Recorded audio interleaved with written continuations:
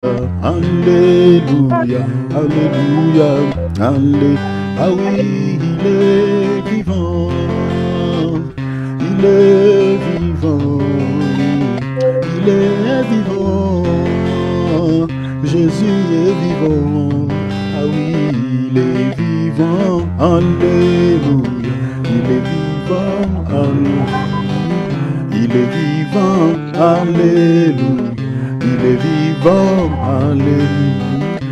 Il est puissant, il est puissant, il est puissant. Jésus est puissant, oui, il est puissant, Alléluia. Il est puissant, Alléluia. Oh, il est puissant, Alléluia. Il est puissant. Il m'a aimé, Jésus m'a aimé, il m'a aimé, Jésus m'a aimé, ah oui, il m'a aimé, Alléluia, oh, il m'a aimé, Alléluia, oh, il m'a aimé, Alléluia, il m'a aimé, Alléluia, oui, il m'a aimé, Alléluia. Il m'a aimé, Alléluia, il m'a aimé, Alléluia. Péché. Le péché attriste l'Esprit de Dieu en nous. Le péché afflige le cœur du Saint-Esprit. Le Saint-Esprit, des fois, en nous perd la joie. Nous demande les péchés. Il est affligé. Alors que la Bible nous interdit de ne pas l'affliger. Pourquoi? Parce que le Saint-Esprit nous a été donné comme un cadeau, comme un don auprès de Dieu. Pour quel but, pour quelle raison? Pour le jour de la rédemption. C'est-à-dire tout celui qui a le Saint-Esprit de Dieu, la Bible dit, il sera sauvé. Parce que c'est pour le jour de la rédemption. Le jour de la rédemption, c'est le jour où le Seigneur viendra nous chercher. C'est ça le jour de la rédemption. Mais quand le Saint-Esprit est affligé, s'il n'y a pas la repentance pour ces péchés, pour le péché qui a affligé le Saint-Esprit de Dieu, s'il n'y a pas la repentance pour ce comportement que nous avions manifesté, qui a contrarié le cœur du Saint-Esprit, le Saint-Esprit peut abandonner ces demeures qui n'est rien d'autre que nos corps. Apocalypse chapitre 2, verset 5. La Bible dit, j'ôterai ton chandelier de sa place, à moins que tu te répandes. Si tu ne te répands pas, le chandelier, c'est le Saint-Esprit. Voilà pourquoi, cher enfant de Dieu, à chaque fois quand tu tombes dans un péché, à chaque fois quand tu te comportes mal, oui, il arrive que nous puissions faire des chutes. Mais nous n'avons pas la nature de demeurer dans les péchés. La Bible dit, celui qui pêche est du diable. Celui qui pratique le péché est du diable. Un chrétien, un enfant de Dieu ne pratique pas les péchés. Le péché n'est plus notre vie. Du moment où nous avons crié à Jésus, du moment où nous avons accepté Christ dans nos vies comme Seigneur et Sauveur, nous sommes séparés du monde. Nous sommes séparés de la convoitise de la chair. Nous sommes séparés de la convoitise des yeux. Nous sommes séparés de l'orgueil de la vie. Et nous devenions enfants de Dieu. Et nous sommes censés de vivre comme notre Père, parce qu'il est saint. La Bible dit, comme celui qui vous a appelé saint, vous aussi soyez saints dans toute votre conduite. Mais à cause de nos faiblesses de la chair, à cause de ce corps corruptible, il arrive des fois que nous trébuchions. Nous trébuchons par nos langages. Il arrive des fois qu'on se trébuche, on demeure, peut-être on se décapote du chemin par rapport à nos attitudes. Mais le Seigneur nous a donné une possibilité de pouvoir réparer afin de revenir à l'état initial. Je ne sais pas où tu es tombé. Je ne sais pas où tu as fait une chute. Écoute la voix de ton cœur. N'attendez pas qu'on te donne une parole de connaissance. Mais écoute la police de ton cœur qui peut t'arrêter, qui peut te condamner. Humilie-toi sous la main puissante de Dieu. Ne sois pas hautain, ne sois pas orgueilleux. La Bible dit Dieu fait grâce aux humbles. Il résiste aux orgueilleux. Humilie-toi, dis Seigneur, je suis rien. Je suis tombé dans ça, dans ça.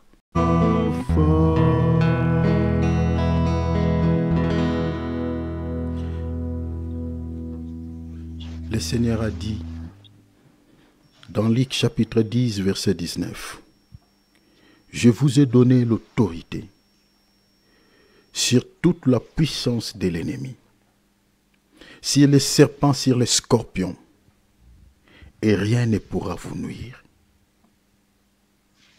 C'est-à-dire, cette écriture, littéralement, veut dire, tu as le pouvoir, tu as l'autorité que tu dois exercer. Sur qui? Sur les serpents. Vous connaissez les serpents, qui sont-ils? Sur les scorpions. Vous connaissez les scorpions, qui sont-ils? La Bible dit, sur toute la puissance de l'ennemi, le Seigneur t'a donné un pouvoir, de pouvoir exercer cette autorité sur toutes ces entités. Et le Seigneur dit ceci, rien ne pourra te nuire. En d'autres termes, si le serpent nuit dans la vie d'un enfant de Dieu, si le scorpion nuit dans la vie d'un enfant de Dieu, si la puissance de l'ennemi est en train d'exercer ou de détruire la vie d'un enfant de Dieu, c'est que celui-ci n'exerce pas son pouvoir sur toutes ces entités. C'est ça, en fait, ce que ça veut dire, cette écriture. Donc, pour que ta vie ne soit pas au fait nuit par l'ennemi, pour que ta vie ne soit pas détruite par ces forces négatives, pour que ta vie ne puisse pas vivre des complications de la part des ennemis, le Seigneur t'a donné une supériorité, une suprématie sur l'ennemi.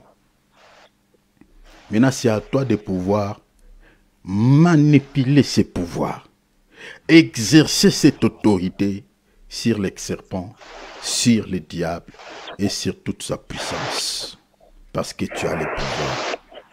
Est-ce que sais-tu que tu as le pouvoir sur le diable? Est-ce que sais-tu que tu as l'autorité sur les serpents et sur les scorpions? N'ignore pas ce que tu es. N'ignore pas ce que tu possèdes. Le Seigneur lui-même, sa bouche l'a déclaré. Tu as l'autorité. Il y a des enfants de Dieu qui pleurent. Il dit, qu'est-ce que je peux faire? Je fais des mauvais rêves. Je vois qu'on est en train de me poursuivre. Ça, c'est la sorcellerie de ma famille. Ça, c'est l'ennemi qui cherche ma vie. Mais tu pleures. Tu ne sais pas que le Seigneur t'a donné la supériorité sur cet ennemi-là. Tu ne sais pas que le Seigneur t'a donné la domination sur cet ennemi-là. Comment l'ennemi peut exercer son autorité sur toi et il cherche à te nuire, il cherche à te compliquer la vie. Alors que le Seigneur t'a donné l'autorité que tu dois exercer sur lui. Je suis en train de te révolter ce soir. Je te révolte ce soir, mon frère, ma soeur. Tu as l'autorité, tu as la domination, tu as la suprématie. Et commencez à l'exercer, commencez à l'exercer, commencez à les pratiquer sur toutes les forces de l'ennemi, sur toutes les puissances de l'ennemi. Le Seigneur dit, rien ne pourra te nuire. Dans les cieux, sur la terre, tout lui est soumis. Jamais, tout lui est soumis. Tout lui est soumis. À son nom, tout genou fléchira. Oh Jésus, que tout soit soumis en ton nom. S'il te plaît, Père, tout ce qui vient de l'ennemi, qui nous casse la tête, soit soumis en ton nom. Oh notre Dieu, dans les cieux, Mandobro Isaka, sur la terre, Papa, oh Jésus, tout lui est soumis. Jamais, oh notre Dieu, dans les cieux, sur la terre, tout lui est soumis. Merci le roi de gloire. Prenons nos Bibles, chers enfants de Dieu, prenons nos calepins.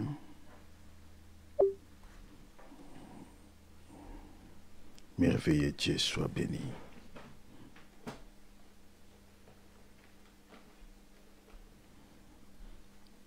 Aujourd'hui, nous touchons le 6e point. Vu le temps passe vite, donc je vais, je crois par la grâce de Dieu, introduire. Et puis, si le Seigneur le permettra, donc tout au long de cette semaine, nous allons encore compléter quelque chose pour pouvoir parler par rapport à ce 6e point. Donc, notez, nous sommes en train de partager sur le 6e point que nous avions intitulé « Une mauvaise décision financière ». Notez cela s'il vous plaît. Une mauvaise décision financière. Une mauvaise décision financière. Une mauvaise décision financière, c'est quoi? Peut-être vous allez se poser la question, qu'est-ce que nous voulons partager par rapport à ces facteurs? Qu'est-ce que cela veut dire? Une mauvaise décision financière, parce que ça fait partie d'un faux pas qui peut ruiner la vie d'une personne. Comme vous le savez bien, il y a des gens qui ont mal géré leur argent, mais bien aimés aujourd'hui, ils pleurent. Hein? Il y a des gens où, mes bien aimés, leur vie ressemble, mes bien aimés, à rien. Le fait que la personne avait mal géré tout ce que le Seigneur avait mis entre ses mains. Donc, une mauvaise décision financière fait partie aussi d'un faux pas qui peut ruiner la vie d'une personne. En fait, la mauvaise décision financière, c'est tout choix ou toute action liée à la gestion de l'argent qui entraîne des conséquences négatives sur votre situation financière. C'est ça ce qu'on appelle la mauvaise décision financière. Je réitère pour ceux qui écrivent. Je dis ceci, la mauvaise décision financière, ça c'est notre 6e point. Je dis ceci, c'est tout choix ou action liée à la gestion de l'argent qui entraîne des conséquences négatives sur votre situation financière. C'est un choix, ça peut être un acte lié à la gestion de l'argent, vous comprenez, qui entraîne des conséquences néfastes sur votre situation financière. C'est ça ce qu'on appelle la mauvaise décision financière. Alors, comme nous sommes en train de parler de la Bible, nous allons aborder ces sujets d'abord en soutenant cette thématique par rapport au passage biblique. Ainsi, nous allons récupérer aussi quelques exemples pragmatiques dans la vie courante et pour pouvoir tirer une leçon spirituelle par rapport à cela. Vous comprenez que dans la Bible, la parole de Dieu peut être prêchée dans 4 dimensions, comme vous le savez. On peut parler en doctrine, on peut prêcher en révélation, on peut prêcher en prophétie et en connaissance. C'est-à-dire, prêcher en connaissance, on récupère des exemples de la nature pour pouvoir tirer une leçon spirituelle là-dessus, afin de pouvoir nous édifier. Donc, en prenant les exemples de la nature, c'est-à-dire, je peux prendre l'exemple, un exemple de joueur de football. Vous comprenez? Je peux prendre aussi l'exemple des basketteurs. Je peux prendre un exemple des militaires. Je peux prendre un exemple, un exemple pragmatique du monde. Je peux les récupérer pour pouvoir juste tirer une leçon spirituelle là-dessus afin de pouvoir nous édifier. Les apôtres, ils ont prêché aussi comme ça. Quand vous lisez Ephésiens 6, l'apôtre Paul lui dit « Revêtez-vous de toutes les armes de Dieu afin de pouvoir se tenir ferme contre toutes les risques du diable. » Et vous allez voir que l'apôtre Paul a relevé toute une liste de ces armes en prenant l'exemple des tenues vestimentaires des militaires romains, la manière dont ils portaient leurs armes, la manière dont ils portaient leurs chaussures. Donc il a récupéré cet exemple du monde pour pouvoir au fait, édifier les enfants de Dieu par rapport à cela.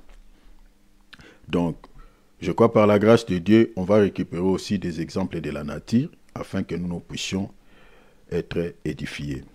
Alors, la question est celle de savoir, est-ce que la Bible parle-t-elle de l'argent? Quand je parle de l'argent, je ne parle pas de l'argent comme métal, mais je parle de l'argent comme monnaie. Parce qu'il y a une écriture d'Amos qui dit l'or et l'argent appartiennent à l'Éternel.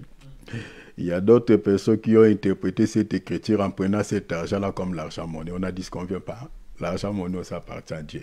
Mais dans les contextes de ces passages, l'argent dont on parle là-bas, ce n'est pas l'argent billet. Ce n'est pas la monnaie. Parce qu'il y a d'autres personnes pour pouvoir soutirer de l'argent dans les poches des enfants de Dieu. Ils récupèrent cette écriture pour dire que l'or et l'argent appartiennent à l'Éternel. En prenant cet exemple. Alors, l'argent dont on parle, parce qu'on parle de l'or et on dit l'argent. Donc, l'argent là, ce n'est pas l'argent monnaie, mais c'est plutôt l'argent métal. Alors, on a dit ce qu'on ne vient pas que même l'argent monnaie appartient à l'Éternel. Alors, la question est celle de savoir, est-ce que la Bible parle-t-elle de l'argent? La réponse est oui. Je parle de l'argent monnaie, la réponse est oui. Mais souffrez un peu, je demande à tous les enfants de Dieu, surtout mes sœurs, de pouvoir me suivre vraiment avec acuité, parce que je toucherai quelques portions révélationnelles par la grâce de Dieu. Je vais monter un tout petit peu, donc, ayons tous des ailes. Quand je parle des ailes, ailes comme ailes de l'oiseau, pour pouvoir s'envoler, pour pouvoir monter, parce que l'Église de Dieu est composée des aiglons, parce que notre Père est un aigle. Donc, il faut être un aigle, un oiseau pour pouvoir s'envoler. Aller aussi dans des zones de turbulence, c'est aussi bien pour regarder ce qui se passe dans l'au-delà, là-bas. Je monterai un tout petit peu. Alors, Ecclésiaste chapitre 10, verset 19, la Bible dit, l'argent répond à tout. L'argent répond à tout.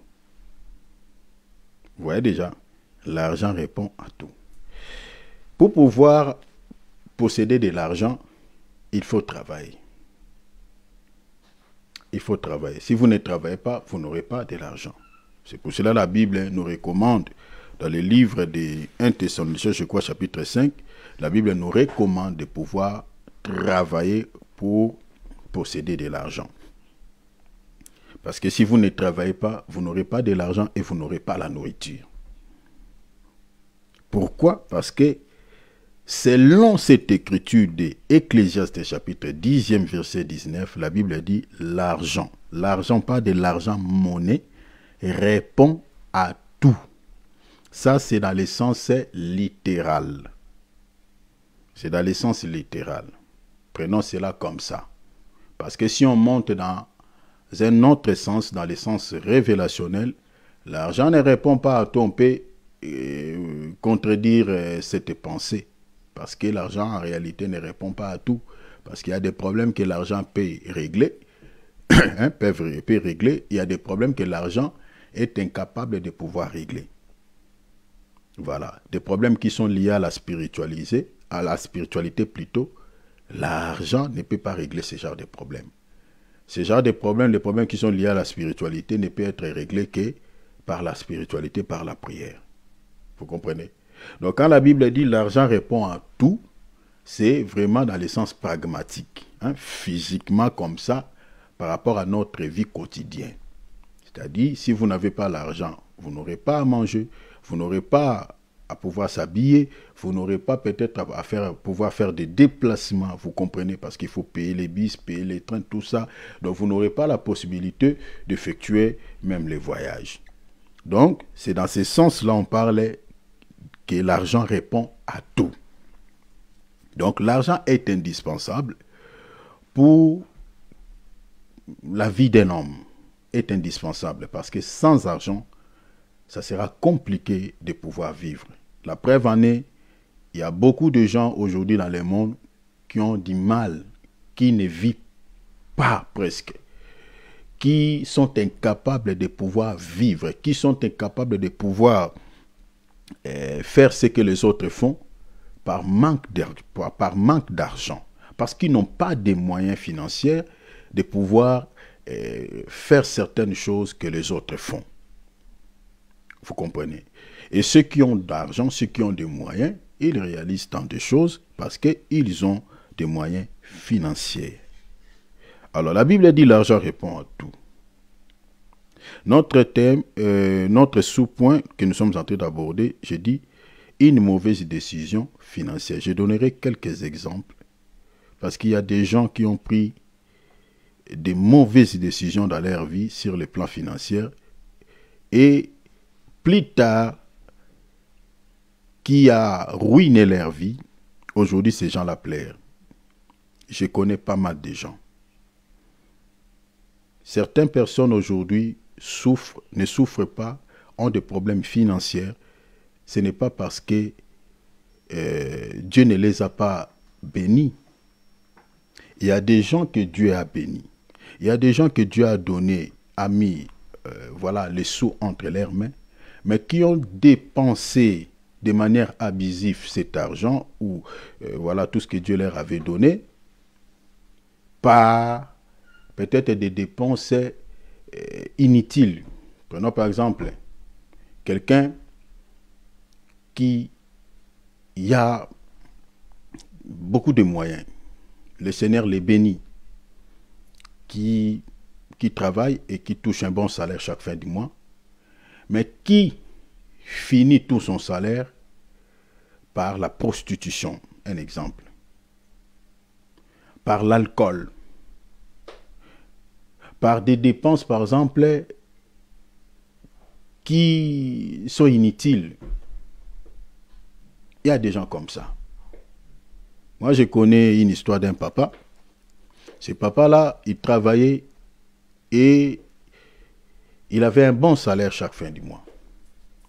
Mais ce papa-là, comment il dirigeait sa vie?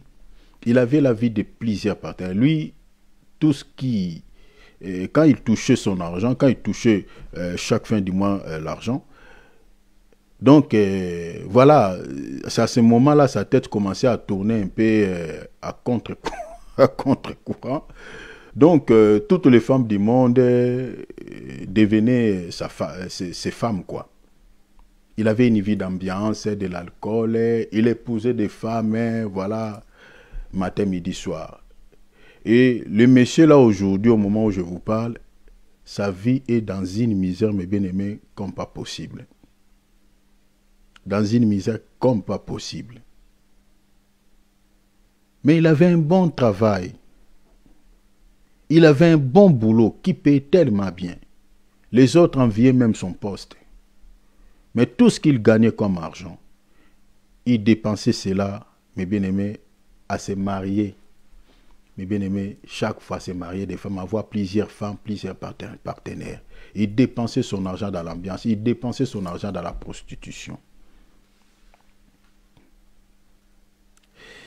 Mais j'entrerai un peu plus dans la profondeur pour expliquer ce que c'est une mauvaise décision financière. Mais souffrons un peu, on va d'abord parler de l'argent dans la parole. La première mention où l'on parle d'argent dans la Bible, c'est dans l'Ancien Testament. C'est dans l'Ancien Testament. Prenons, d'abord on va lire des Écritures. Prenons Deutéronome, chapitre 14, et puis on va lire Genèse 1. Mais prenons d'abord Deutéronome, chapitre 14, chapitre 24, on va lire le verset 25 et 26, voilà. Donc, chapitre 14, 24 à 26. Regarde ce qu'il dit la Bible. Peut-être lorsque l'Éternel, ton Dieu, t'aura béni, le chemin sera-t-il trop long pour que tu puisses transporter ta dîme? Pas de la dîme. Je parlerai quelque chose par rapport à cela. Souffrez un peu. Je sais que quand on parle d'un sujet qui touche l'argent, il y a beaucoup, surtout les serviteurs de Dieu, si vous allez dans les sens contraires que leur pensée, ça leur dérange trop. Surtout ces sujets de la dîme. Mais on n'a pas d'autre choix que de pouvoir parler la vérité au peuple de Dieu.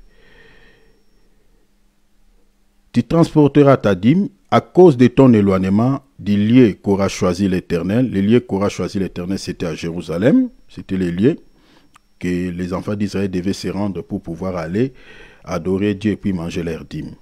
La Bible dit, du lieu qu'aura choisi l'Éternel, ton Dieu, pour y faire résider son nom. Verset 25, la Bible dit, alors tu échangeras ta dîme contre de l'argent. Donc vous savez, ici celui qui parle du mot l'argent, c'est Dieu. Donc Dieu savait que l'argent existe. Donc il dit à la personne qui était censée de pouvoir manger sa dîme, il dit, peut-être le lieu où tu habites et le lieu que tu devais se rendre pour pouvoir aller adorer Dieu et manger ta dîme sera tellement long. Donc, ta dîme là, tu vas l'échanger en argent. Donc, vous comprenez déjà ici, avant de continuer la lecture, la dîme qu'on fait payer les enfants de Dieu aujourd'hui dans nos assemblées n'a jamais été de l'argent. Déjà, selon cette écriture. Je ne sais pas si vous avez vu ça. Je parle de la dîme. Selon la Bible, la dîme n'a jamais été de l'argent. Parce qu'il y a des gens qui évoquent le passage de cette histoire d'Abraham, notre père de la foi Abraham, qui avait payé sa dîme à Melchisedec. Même quand on lit cette écriture-là, vous verrez que la dîme qu'Abraham avait payée, ce n'était pas de l'argent. La Bible dit que c'était les butins de guerre. Vous voyez, c'était tout ce qui était naturel, hein, c'est-à-dire des farines, d'huile, voilà, toutes ces choses-là, des animaux, des bétails. Vous lirez toutes les écritures de l'Ancien Testament où on parle de la dîme n'a jamais été l'argent-monnaie. Jamais. N'a jamais été l'argent-monnaie. Mais regarde ici, le Seigneur dit à la personne, parce que ici on parle de la dîme, d'une dîme que l'homme doit manger lui-même. Mais aujourd'hui, les dîmes que nous payons à l'église, je ne sais pas si quelqu'un parmi nous ici peut me dire qu'on lui a déjà prêché d'une dîme que lui-même est censé de pouvoir manger. Les dîmes reviennent toujours aux hommes de Dieu. Mais cette dîme ici. Ici, Dieu dit à l'homme, ta dîme là, tu dois la manger. Dans les lieux que je choisirai, c'est-à-dire à Jérusalem, là où il y avait les temples. Mais pourquoi ne prêche pas cette dîme aux enfants de Dieu? Les hommes de Dieu aiment seulement prêcher la dîme qui reviennent à eux. Surtout les versets favoris, c'est Malachie 3.10. Que Dieu nous aide. Ça, c'est le verset favori de tous les hommes de Dieu. Aiment ces passages. Et puis, il menace les enfants de Dieu des paroles de malédiction en récupérant cette écriture. La Bible dit, oui, c'est pour cela que vous êtes maudits. Il n'y aura pas la rosée du ciel. La rosée du ciel ne couleront pas sur votre tête parce que vous êtes en train de voler Dieu. Est-ce que cette parole-là de Malachie 3.10, le Seigneur était en train de s'adresser à l'Église ou à un peuple? La Bible dit, la nation toute entière, vous me trompez. Le Seigneur s'adressait exclusivement à son peuple d'Israël. Malachie 3.10 est en relation avec Néhémie chapitre 10, verset 38-39. On n'a pas la force contre la vérité, on n'a que pour la vérité. Je sais que quand on touche de tels sujets, ça fait mal, surtout aux hommes de Dieu qui perçoivent la dîme. En tout cas, bon, je ne suis... Que Dieu nous aide. Je continue le verset 25. La Bible dit alors, tu échangeras ta dîme contre de l'argent. Dieu dit à l'homme, donc vous voyez que la dîme ici, c'était des mots, des bétails, tout ça, c'était ce genre de choses. Maintenant, Dieu dit à l'homme, puisque le lieu tu habites, par exemple, une personne qui habitait à Judée, qui devait se rendre maintenant à Jérusalem. Hein? Donc, vous comprenez que le trajet est tellement long de transporter les animaux, les bétails, de transporter les bananes plantains, de transporter les maïs. Vous comprenez, toutes ces choses, c'était lourd. Et surtout à l'époque, les moyens de transport étaient difficiles. Hein? Les gens utilisaient voilà, des ânes, tout ça. Alors, c'était tellement compliqué. Et le Seigneur a dit à l'homme ici, tu dois échanger ta dîme contre l'argent. C'est-à-dire, l'argent ne pèse pas. Donc, tu vas récupérer les sous. Et puis, regarde maintenant ce que Dieu dit. Quand la personne va récupérer les sous, qu'est-ce que Dieu dit? Le Seigneur dit, tu serreras cet argent dans ta main. Tu serreras cet argent où? Dans ta main. Le Seigneur dit, et tu iras au lieu que l'Éternel, ton Dieu, aura choisi, comme je viens de dire à Jérusalem, verset 26. Le Seigneur dit, là, tu achèteras. Vous voyez, le Seigneur ne dit pas à l'homme de garder cet argent-là. Mais le Seigneur plutôt dit, cet argent-là que tu vas recevoir, que tu serreras sur ta main, quand tu arrives dans ce lieu, c'est-à-dire à Jérusalem, là où il y avait les temples, tu achèteras avec cet argent tout ce que tu désireras, c'est-à-dire de bœufs, de brebis, du vin et des liqueurs fortes, tout ce qui te fera plaisir, tu mangeras devant l'Éternel. Vous voyez, le Seigneur dit, tu mangeras. Le Seigneur ne dit pas, tu vas donner ça au sacrificateur. Tu vas donner ça au Lévite. Le Seigneur ne dit pas ça. Et il dit à la personne, tu vas manger ta propre dîme. Tu mangeras cette dîme-là. Et le Seigneur dit, ton Dieu, et tu réjouiras toi et ta famille. L'homme était censé de manger sa propre dîme et sa famille. Et cette dîme dont on parle ici, c'était tout ce qui était naturel. Vous voyez, la dîme n'a jamais été de l'argent. C'était juste une parenthèse que j'ouvre, mais je crois qu'un jour on reviendra pour parler si un chrétien peut-il payer la dîme ou pas. On reviendra. Mais, donc vous comprenez déjà par rapport à cette écriture, la Bible nous parlait de l'argent. Prenons encore Genèse chapitre 23, verset 2.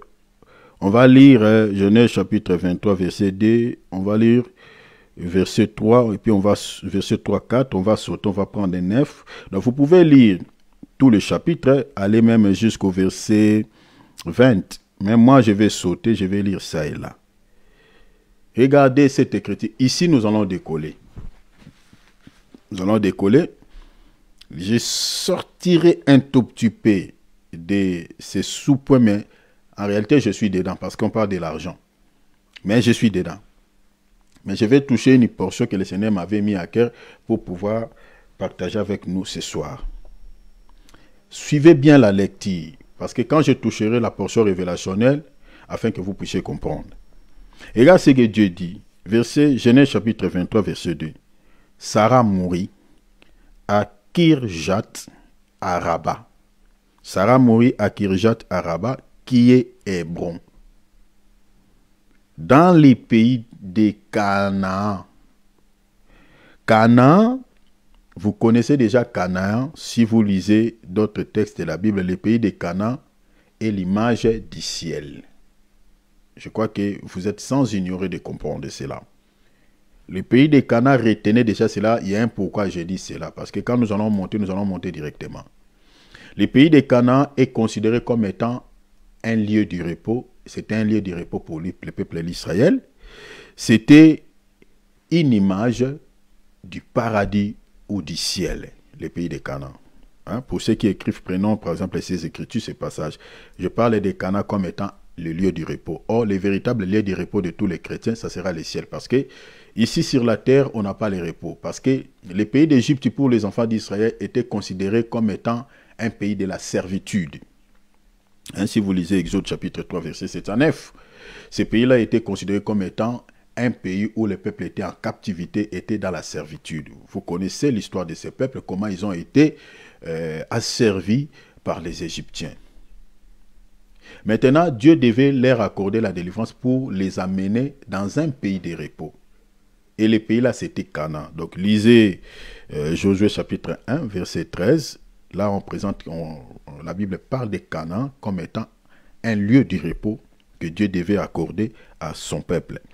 Josué chapitre 1, verset 12. Vous lisez aussi Josué chapitre 21, verset 44. Pour ceux qui notent, vous notez. Et notez encore Josué chapitre 22, verset 4. Tous ces passages nous parlent de Canaan comme étant le repos. Notez encore Josué chapitre 23, verset 1er.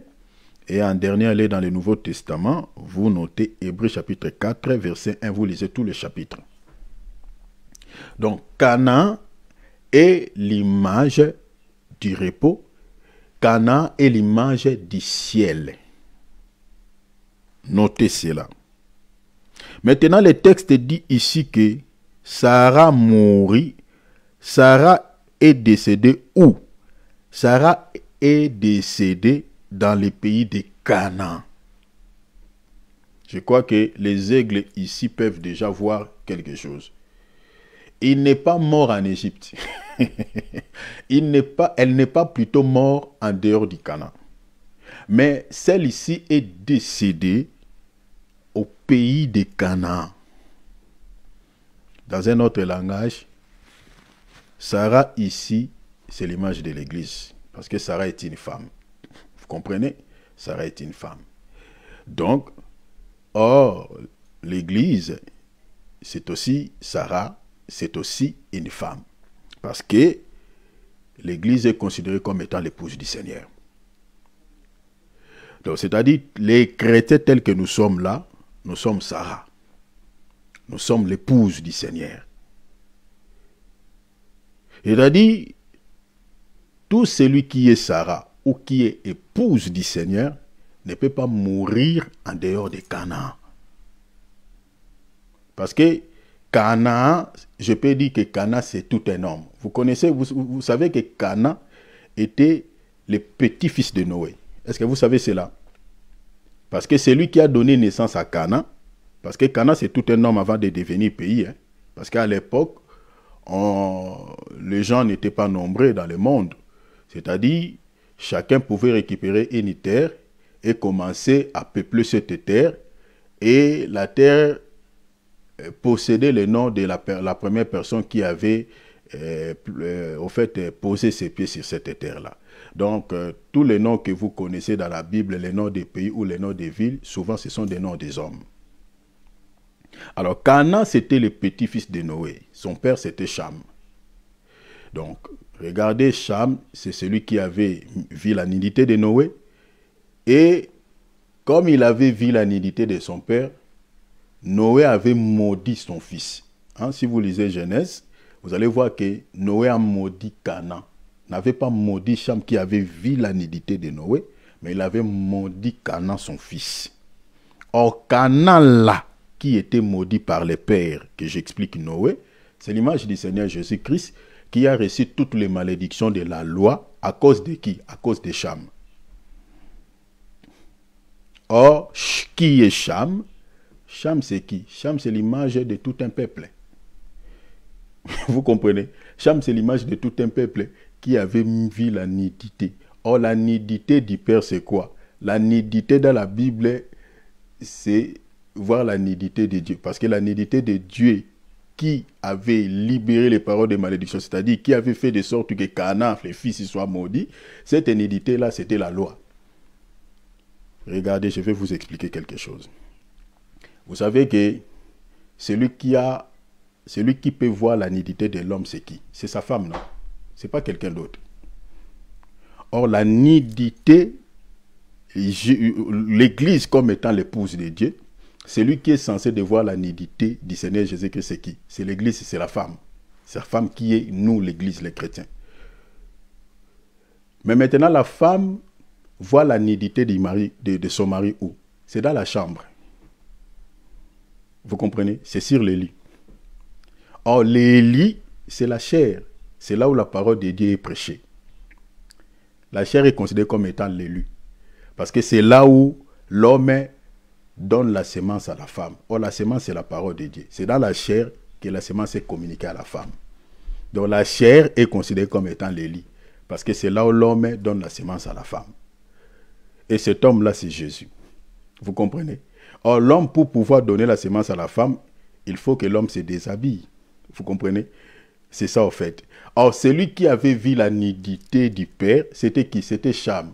Or, les pères, dans ce contexte-là, qui avaient maudit Canaan, c'était la loi. C'est-à-dire, celui qui avait vu, premièrement, la nudité de Dieu, c'était l'Israël. Vous comprenez? Parce que c'est à l'Israël que Dieu avait donné la sémence. Et cette sémence-là, c'était la loi, c'était la parole. Alors, Cham, dans ce contexte-là, en fait, c'est tout un peuple que j'expliquais, l'Israël. Mais qui va être maudit? Maintenant, c'est son fils, donc le petit-fils du Père. Or, le petit-fils du Père, c'est qui? C'est Jésus. Vous voyez, la Bible dit c'est sur lui que toutes les paroles de la malédiction, toutes les malédictions étaient déversées. Hein, si vous lisez, je crois, Galates chapitre 3. Vous voyez, maudit soit quiconque est pendu au bois. Donc, Jésus est le véritable Canaan. Et pourquoi nous disons que Jésus est le véritable Canaan? Parce que Canaan, selon les Écritures que je vous ai données, c'est le repos. Or, que dit la Bible? Jésus dit dans Matthieu chapitre 28, verset 11, il dit, venez à moi, hein, je crois Matthieu chapitre combien? 11, 28, il dit, venez à moi, vous tous qui êtes chargés et fatigués, je vous donnerai quoi? Le repos. Or, quand Jésus dit, je vous donnerai du repos, Jésus, en d'autres termes, veut dire tout simplement, moi, je suis Canaan. Vous voyez cela? Donc, c'est-à-dire, Jésus, c'est lui le Canaan. Vous voyez? Or, Canaan, c'est le ciel. Et Jésus aussi, dans son propre langage, dans Matthieu chapitre 12, il a fait une déclaration en disant, il dit, si c'est par les doigts de Dieu que je réalise tous les miracles que vous êtes en train de voir, c'est que le royaume des cieux est descendu vers vous. Donc Jésus voulait tout simplement dire que lui, c'est le royaume. Vous avez vu ça? Donc Jésus, c'est le royaume. Jésus, c'est Canaan. Jésus, c'est le repos. Donc être en Christ, c'est être dans le repos, c'est être dans le Canaan, c'est être dans le royaume. Mais maintenant, ce texte nous révèle que Sarah, la femme d'Abraham, l'épouse d'Abraham, était décédée dans les pays de Canaan. Il n'est pas mort en dehors du pays de Canaan, parce qu'il faut comprendre que Sarah et Abraham étaient venus où? De Mésopotamie, de Charan. Or, Charan, vous comprenez, c'est l'image quoi? L'image du monde. Parce que Dieu les a fait sortir de Charan pour les amener dans un pays, pays de la promesse. Donc Dieu nous a fait quitter le monde pour nous amener où? Dans les pays de promesse que j'explique quoi? Le royaume ou en Christ. Donc être en Christ, c'est pour ça que nous disons toujours aux gens que beaucoup de gens parlent du royaume des cieux, pensent que le royaume des cieux se manifestera seulement les jours de l'enlèvement. Mais le royaume des cieux, ça commence ici. Si c'est sur la terre, vous n'avez pas le royaume. Mais c'est fini. Au ciel, vous allez aller faire quoi? Parce qu'au ciel, vous n'avez jamais obtenu le royaume. Donc, au fait, le jour de l'enlèvement, ce qui est en nous déjà, se manifestera. C'est pour cela que l'apôtre Paul dit, ce que nous serons n'a pas encore été manifesté. C'est-à-dire, nous avons déjà le royaume en nous, mais le jour de l'enlèvement, ce royaume-là se révélera, se manifestera. Vous comprenez? Alors, il ne faut jamais, si tu es Sarah, vous comprenez déjà ce que j'ai dit, non? Le langage. Donc, Sarah, c'est la femme, hein? C'est l'épouse, c'est l'église. Donc, si tu es Sarah, tu ne peux pas accepter de mourir en dehors des Canaan, que j'explique le royaume, que j'explique Christ. Il faut mourir dans les Seigneurs. Mourir dans les pays des Canaan. Sarah, la Bible dit, mourit à Kirja, qui est Hébron, dans les pays des Canaan. C'est-à-dire, dans un langage simple, Sarah était morte dans les Seigneurs. Et Abraham vint pour mener des sur Sarah et pour la pleurer. Verset 3. Maintenant, regardez ce qu'Abraham va faire. Abraham s'éleva de devant son mort et parla ainsi au fils de Heth. Verset 4. Je suis étranger. Retenez cela, retenez ça, s'il vous plaît. Je suis étranger, retenez ce mot étranger. Vous savez déjà, il y a une écriture qui dit « Nous sommes des étrangers sur la terre ». N'oubliez jamais ça. Hein? Pour ceux qui veulent l'écriture, notez 1 Pierre chapitre 3, verset 11. 3 ou 2, verset 11. Mais le verset c'est 11. Je crois chapitre 2, verset 11. Nous sommes des étrangers sur la terre et voyageurs. Donc Abraham ici, il était un voyageur. Il était un étranger dans un pays. Et habita parmi vous, Abraham dit, je suis étranger. Pourquoi Abraham est en train de s'adresser à ce peuple de Canaan? Parce que sa femme était décédée. Il dit, habitant parmi vous, donnez-moi une portion d'un sépulcre. Waouh! Ah, mes bien-aimés, suivez-moi ici très bien parce que si vous ne me suivez pas bien, vous n'allez pas comprendre quand nous allons monter. Abraham ici, il est entré d'introduire une demande au peuple, aux habitants de Canaan, de pouvoir leur accorder quoi? Un sépulcre. Regarde ce que l'Abraham dit. Un sépulcre chez vous pour enterrer mon mort et l'ôter devant moi. Verset 9. Je saute. Et de me céder la cave. Abraham lui-même, il a indiqué les lieux qu'il avait besoin. Donc, il n'a pas dit donnez-moi une terre vaguement, mais il voulait une portion de terre quelque part. Donc, ici, il a mentionné, il dit, la terre dont je vous demande, il dit quoi? De me céder la caverne de Macapéla. Retenez ce mot Macapéla. Qui lui appartient à l'extrémité de son champ et de me la céder contre sa valeur en argent. Abraham n'était pas en train de demander le champ de Macapéla comme étant un lieu sépulcral pour enterrer son mort, c'est-à-dire son épouse, gratuitement. Mais il demandait le champ de Macapéla en contrepartie avec de l'argent. Il dit afin qu'elle me serve possession sépulcrale au milieu de vous. Vous savez, les gens ont l'habitude d'acheter des terrains pour construire des maisons, pour bâtir, voilà, je ne sais pas, des temples, bâtir, construire des hôtels, construire des auberges. Mais ces derniers, il avait des moyens. Il avait beaucoup de moyens. Il n'a jamais, depuis qu'il demeurait au pays de Canaan, Abraham n'a jamais acheté une terre. Jamais. Mais il va acheter une portion de terre le jour où ça... Ah, Seigneur. Mais bien aimé, je ne sais pas si vous êtes en train de voir déjà ce que moi je vois. Abraham va prendre la décision d'acheter une terre le jour où sa femme était morte. Le jour où sa femme était décédée. Et la portion de terre qu'il était en train d'acheter, ce n'est pas pour construire une maison. Ce n'est pas pour construire, voilà, une flat hotel, construire un auberge, mais c'était pour acheter un lieu sépulcral. Un endroit sépulcral, c'est-à-dire un cimetière. Vous savez, dans notre temps, vous voyez quelqu'un qui a beaucoup de moyens, qui n'a jamais acheté une parcelle, mais le jour de la mort de sa femme, lui, il va acheter un terrain, et il dit, ce terrain, ici, je l'achète, c'est juste pour enterrer toutes les personnes qui décéderont dans la famille. Vous savez que vous allez l'attraper sur jet. En tout cas, nous, dans notre culture en Afrique, je ne sais pas en Europe, on va l'attraper sur. On dit, toi, au lieu d'acheter une parcelle pour que les gens vivent là-bas, toi, tu achètes la tombe. Tu achètes une terre pour enterrer seulement les gens.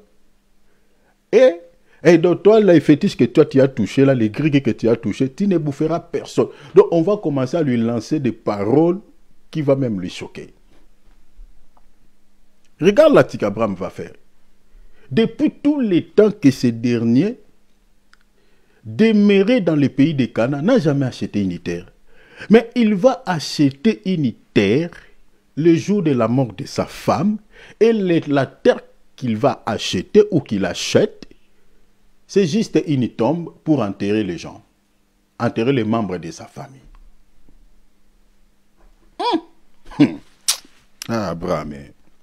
Cher enfant de Dieu, attention. Vous savez qu'Abraham était un prophète. Lisez Genèse 20. Il était un prophète. L'acte qu'Abraham est en train de poser ici, c'est un acte prophétique. Bien aimé, suivez-moi ici très bien.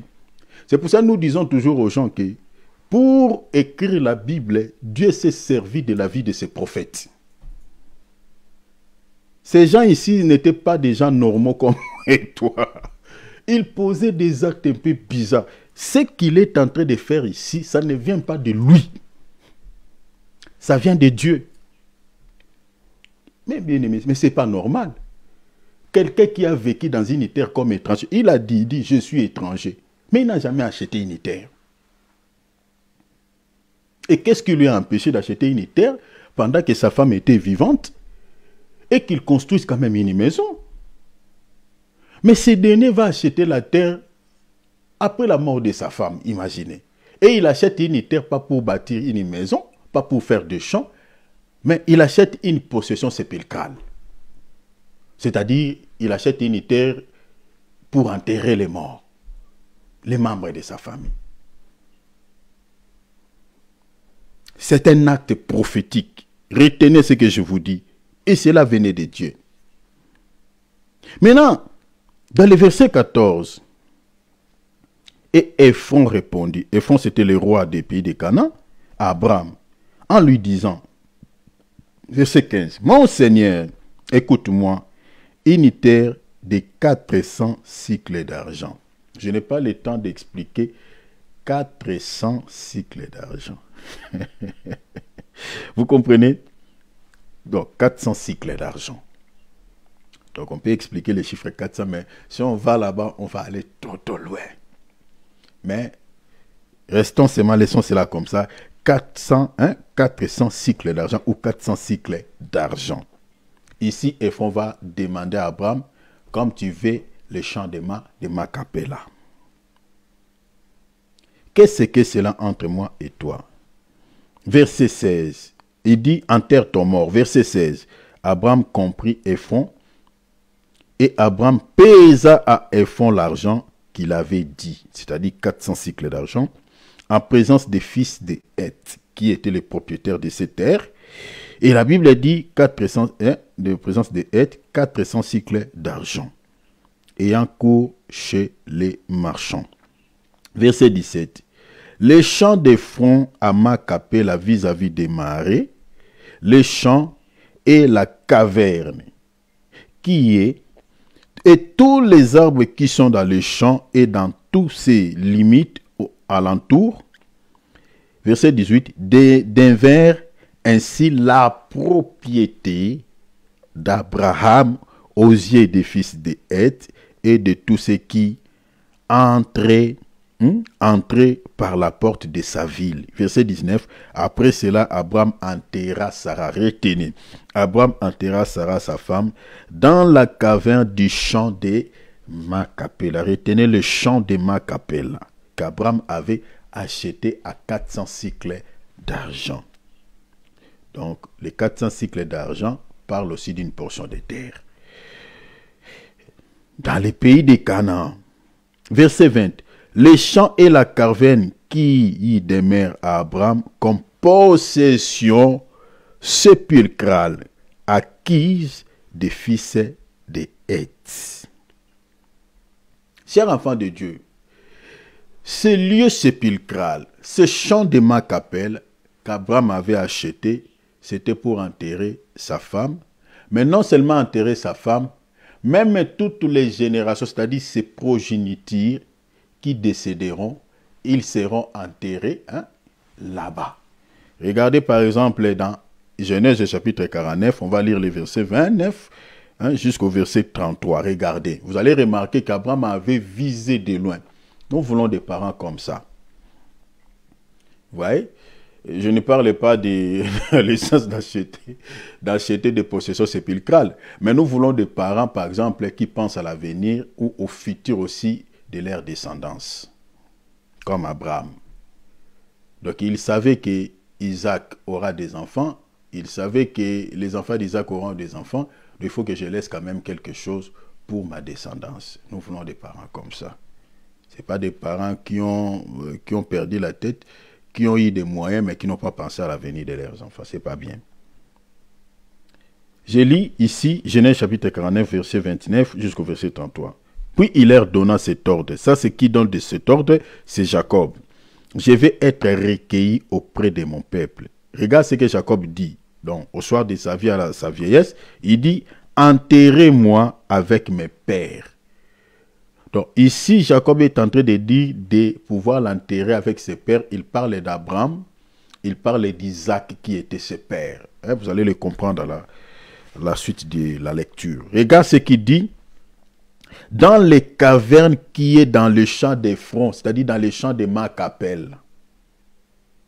Vous voyez? La raison pour laquelle Abraham avait acheté ces terres, c'était même pour ses petits-fils. Ici, Jacob est en train de dire, je sais que je vais mourir. Mais de ne pas pouvoir, parce que Jacob, quand il parlait ici, il parlait où?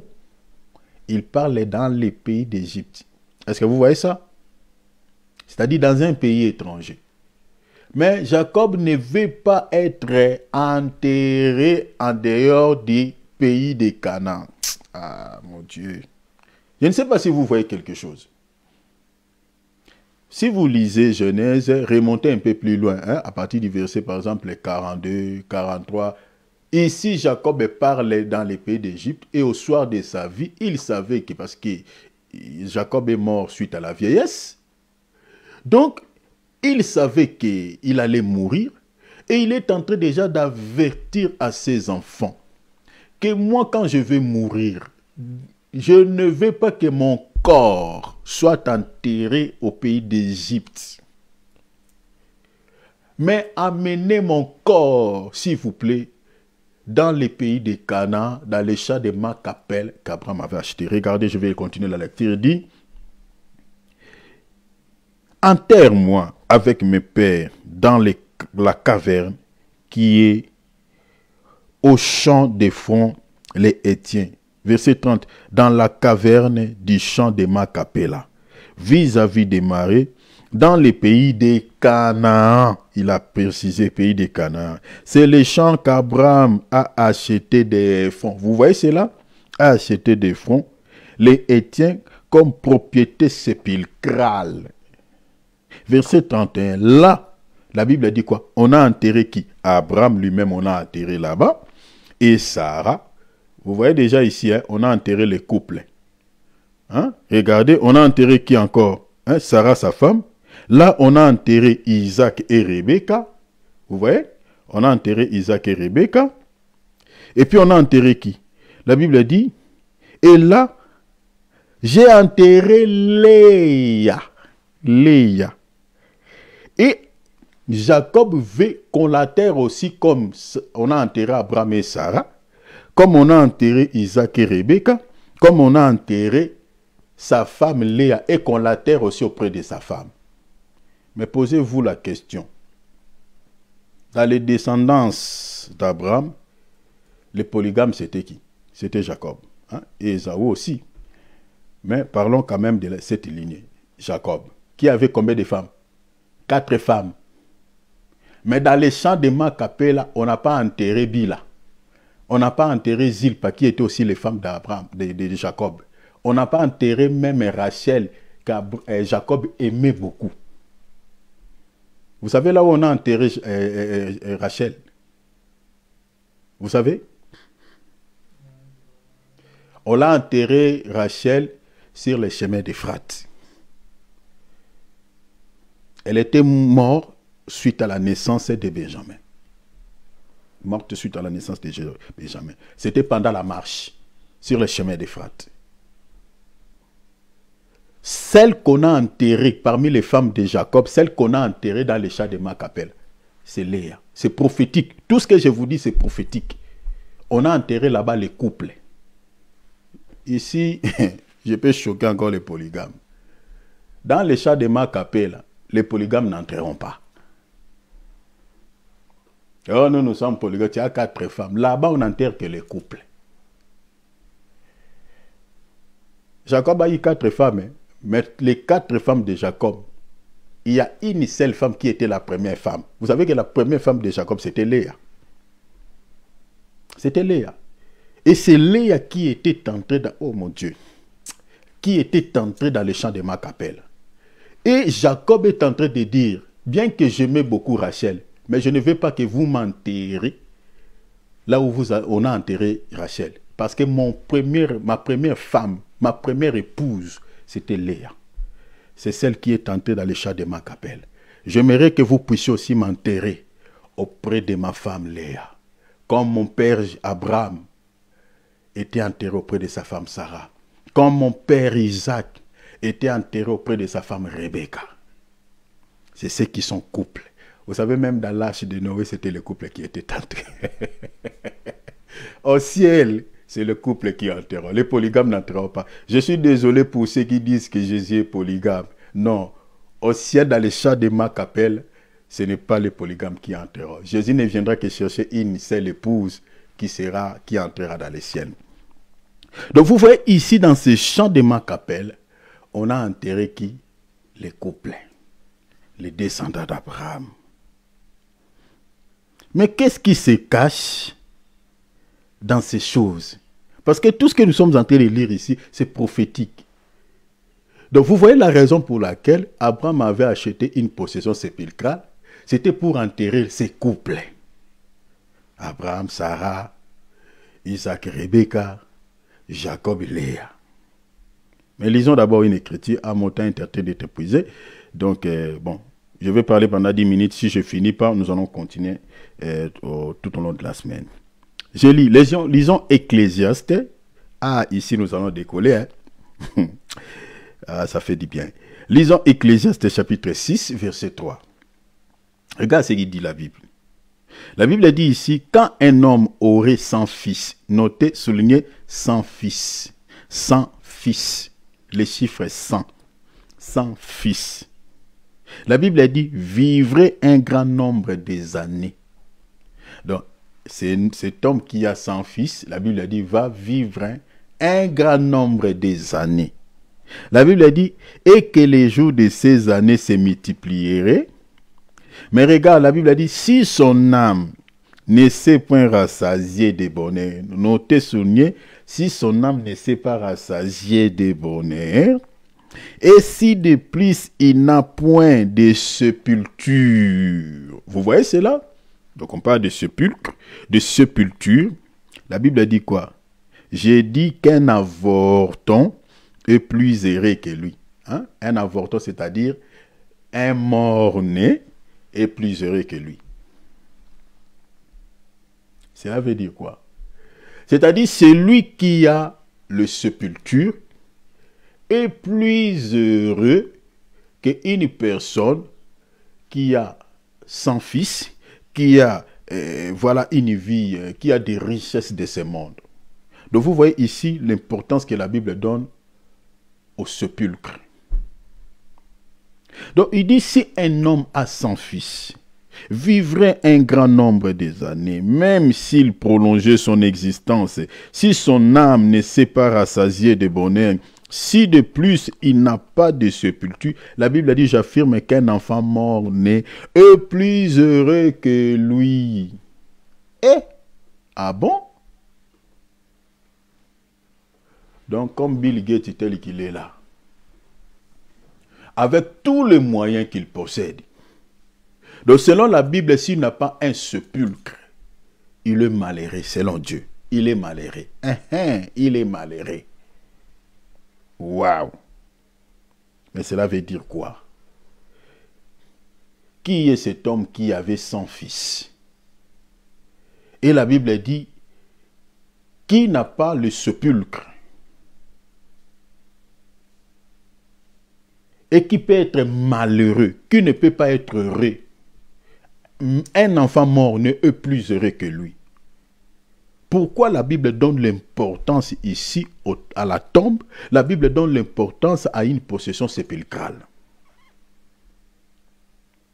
Laissez-moi nous dire d'abord dans la Bible, il y a un homme qui était mort d'une heureuse vieillesse, âgé et rassasié de jours, et il fut recueilli auprès de son peuple.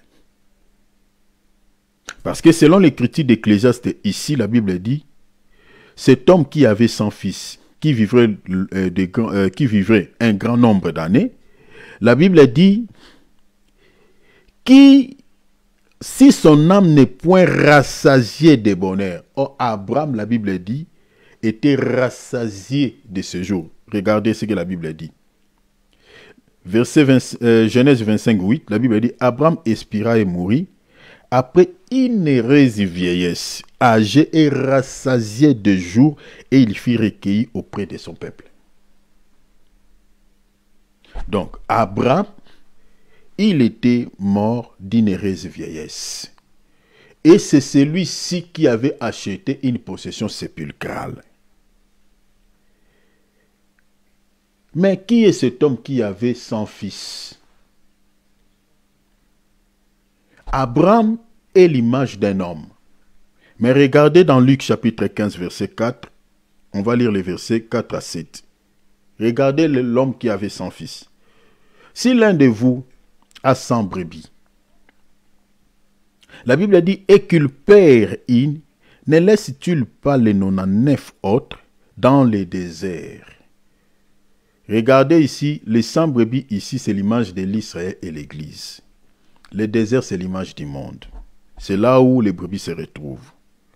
Mais le Seigneur dit ici, si il perd une, ne laisse-t-il pas les 99 notés, souligner les chiffres 99 autres dans les déserts?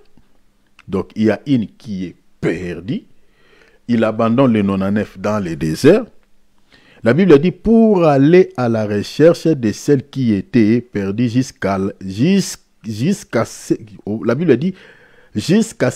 qu'il l'a retrouvée. La Bible dit lorsqu'il l'a retrouvée, il la met avec joie sur ses épaules. Il va les placer sur ses épaules. Vous savez, dans la Bible, les sacrificateurs étaient censés de manger 3 parties dans le corps d'un animal. Ils mangeaient l'estomac, ils mangeaient les mâchoires et puis ils mangeaient les épaules. Or, les épaules, selon la Bible, parlent de la charge. Un vrai serviteur de Dieu, c'est celui qui a la charge des brebis. Qui porte la charge des brebis plutôt. Regarde ce qu'il dit la Bible. La Bible dit dans le verset 6, de retour à la maison, il appelle ses amis et ses voisins et leur dit, réjouissez-vous avec moi, car j'ai retrouvé ma brebis qui était perdue. De même, je vous l'ai dit, il y aura plus de joie dans le ciel pour un seul... Ah, donc nous avons compris que la brebis qui était perdue, c'est-à-dire c'est un pécheur. Donc ce n'est pas de la brebis comme étant un pécheur, qui se répand que pour 99 justes qui n'ont pas besoin de changer d'attitude. Donc les 99 ici, la Bible les considère comme étant les justes. Or, ceux qui sont représentés dans la Bible comme étant les justes, c'est l'Israël. Et ceux qui étaient considérés comme étant les pécheurs, c'était les nations. C'est pour ça que j'ai dit que les 100 brebis ici représentent l'Israël et l'Église. C'est l'Israël qui a été abandonné dans le désert que j'explique le monde. Et celle qui était perdue, la brebis qui était perdue, c'était l'Église, ou nous les nations qui étaient perdues, qui étaient sans Dieu, qui étaient dans les péchés. Et le Seigneur a quitté le ciel, c'est-à-dire il est venu d'abord chez le peuple, mais il a abandonné ce peuple, il est allé à la recherche des nations, nous les païens, qui étaient perdus. Mais regardez, on va parler du chiffre 100, on va parler aussi de la bonne terre. Mais avant qu'on arrive là, regardez le sépulcre ici, je vais terminer dans 5 minutes. Regardez le lieu sépulcral ici. Je vais d'abord expliquer parce que si je n'explique pas, je continue comme ça, vous allez se perdre. Abraham a acheté une portion de terre et un lieu sépulcral pour enterrer son mort. On a vu que les descendants d'Abraham étaient tous enterrés dans les champs de Macapelle, qu'Abraham avait acheté par son propre argent. La vie d'Abraham, l'Abraham est l'image de notre Seigneur et Sauveur Jésus-Christ. C'est ça de un, ce que vous devez comprendre. Le mouvement qu'Abraham avait fait, comme j'avais dit, c'était prophétique, parce que je vais terminer ici, mais on va continuer sur le chiffre 100 tout au long de la semaine. L'acte qu'Abraham avait posé ici, c'était un acte qui était venu de la volonté de Dieu d'acheter un lieu sépulcral pour enterrer son mort, sa femme. Et c'est la même acte que le Seigneur Jésus-Christ avait posé. Je ne sais pas si vous avez vu ça. Jésus avait posé le même acte. Parce que Jésus a été vendu par 30 cycles d'argent. Ici, je suis lisé Matthieu chapitre 26, lisez Matthieu chapitre 27, tous les chapitres. Donc vous allez voir que cet argent-là, Judas ne pouvait pas manger cet argent. Il y a un pourquoi. Parce que Judas Iscariote, c'est aussi l'image d'un peuple, que j'explique l'Israël, qui ne pouvait pas manger cet argent parce que c'était pour un peuple. La mort du Messie, c'était pour un peuple. Maintenant, Judas va aller jeter cet argent-là dans les temples. Lisez Matthieu chapitre 27, j'ai dit, tous les chapitres. Maintenant, les sacrificateurs vont récupérer, les principaux sacrificateurs, ils vont récupérer cet argent. Ils vont faire le même mouvement qu'Abraham avait fait. Ils vont acheter un lieu sépulcral. Pour enterrer qui? Les étrangers. Or, Abraham dit quoi? Je suis étranger dans ce pays. Or, Jésus-Christ, en venant dans ce monde, il était aussi considéré comme étant un étranger. Parce que la terre n'était pas son pays, mais son pays c'était où? Le ciel. Maintenant, en venant dans une terre étrangère, Jésus va acheter une terre. Parce que la terre que Jésus avait achetée, c'était l'argent.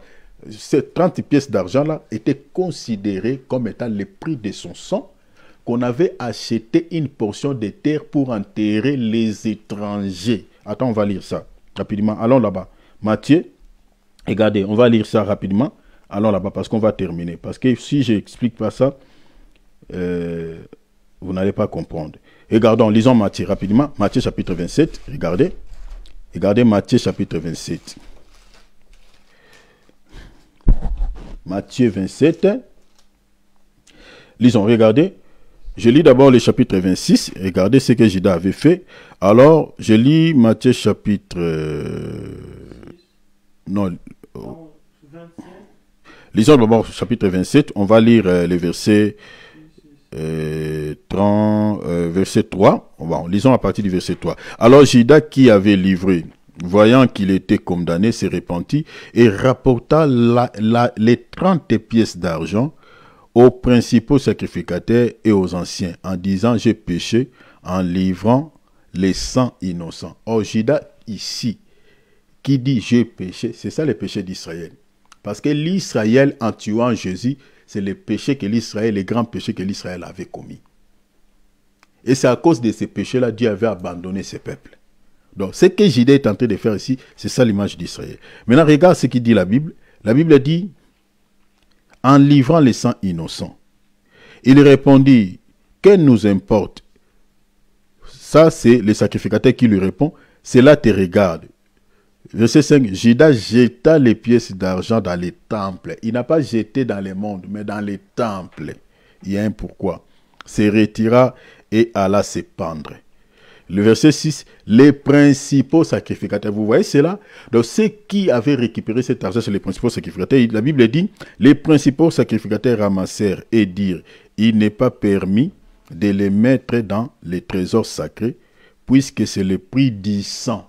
Donc vous comprenez, c'est ça ce que je vous ai dit tout à l'heure. Donc les 30 pièces d'argent, c'était le prix du sang. Maintenant, qu'est-ce qu'ils vont faire avec? Verset 7, la Bible dit, après avoir délibéré, ils achetèrent avec cet argent les champs du potier pour la sépulture des étrangers.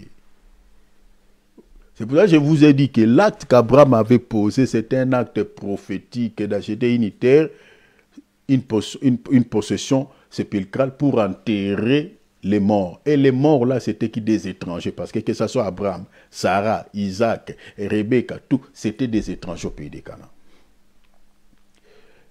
Mais maintenant, le fait qu'on les enterrait dans les pays, dans une portion, dans les champs de Macapel, les champs là, c'était leur possession, mais dans un pays étranger.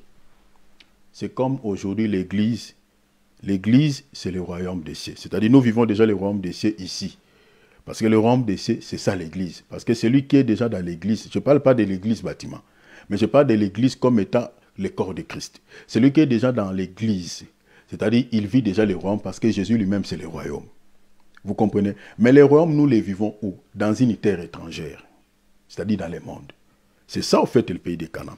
Mais maintenant, ici, l'acte que Jésus avait, l'acte que les sacrificateurs avaient posé, vous allez comprendre qu'ils ont acheté une terre, mais pour les étrangers, ce n'est pas pour les Juifs. Qui étaient les étrangers ici? C'était nous les nations. Ephésiens chapitre 2.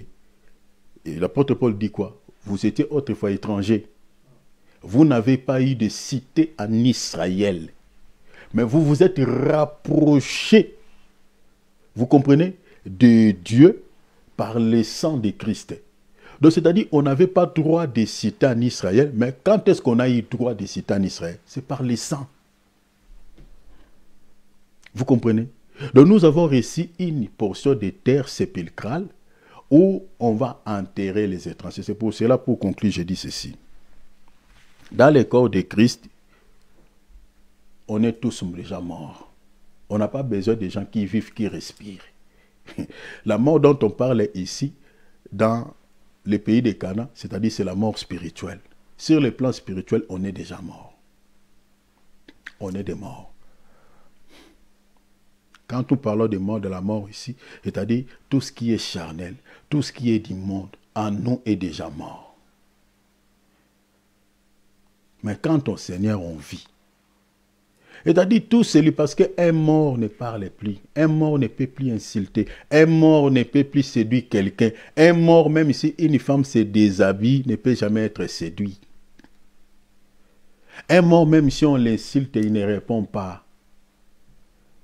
C'est-à-dire, dans les pays des Canaan, c'est là où on enterre les morts. Les pays des Canaan aujourd'hui, j'explique que c'est le royaume de ceux que nous vivons sur la terre.